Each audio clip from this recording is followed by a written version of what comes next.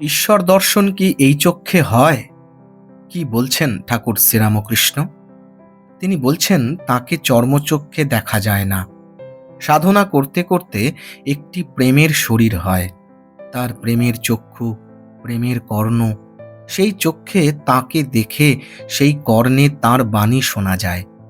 আবার প্রেমের লিঙ্গ যোনি হয়। ঈশ্বরের প্রতি খুব ভালোবাসা না এলে হয় না।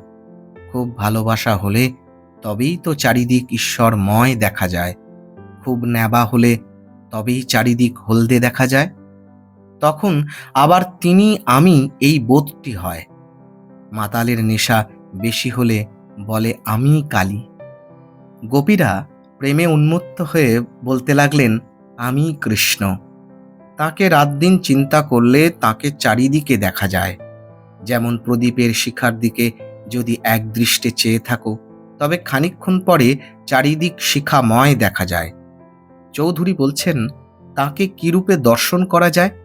শ্রীরামকৃষ্ণ বলছেন এ চক্ষে দেখা যায় না।